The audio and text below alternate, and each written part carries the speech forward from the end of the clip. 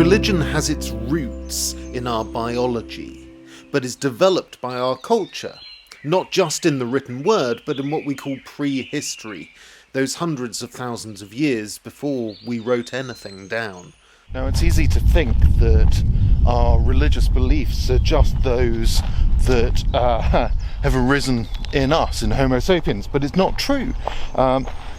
Many archaeologists of religion argue that actually religious belief can be seen in our ancestors and other versions of humans like Neanderthals and Homo erectus. The reason they think that is primarily because they bury their dead. Burying your dead is an extremely time-consuming thing to do.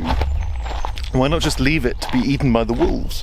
Well, if you think that the corpse is not just now dead meat, but instead has some spiritual value, then you'll go to the effort of burying that corpse.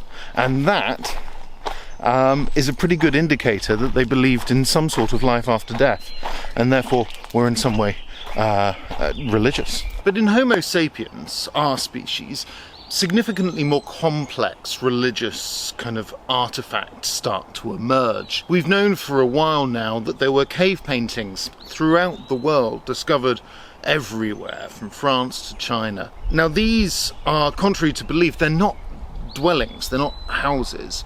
They're far too hard to get to. They must instead be some sort of religious site, a kind of primitive temple. The handprints and also the images of animals are not just painted on. They're rather discovered in the wall. Our ancestors quite clearly went into these caves and found shapes that were already there, as if the surface of the cave underneath the earth is that thin lining between our world and the spirit realm. This is very early religion in our ancestral history. A kind of animism.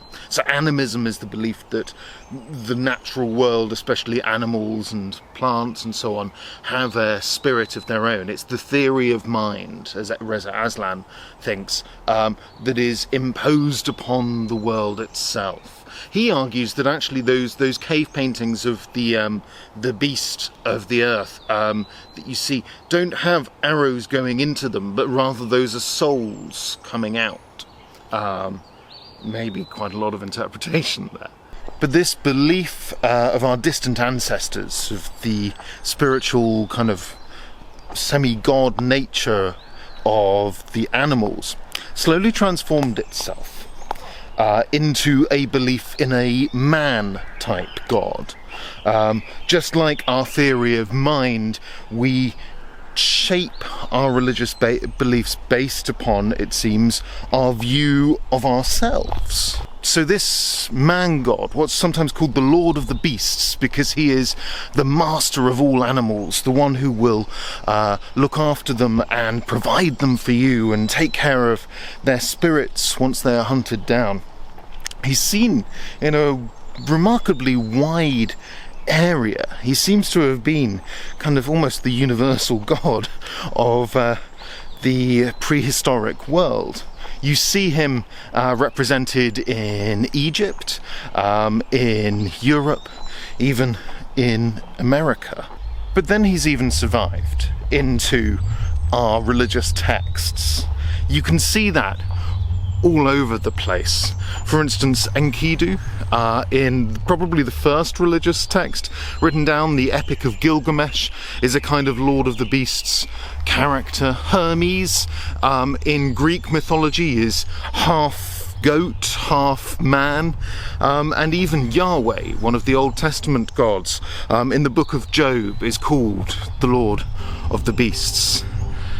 Our religious instinct, it seems, has come from a need to imprint ourselves upon the world, or possibly bind ourselves together, but it has also come to represent us. For who is really the Lord of the Beasts but the master hunter, the human species?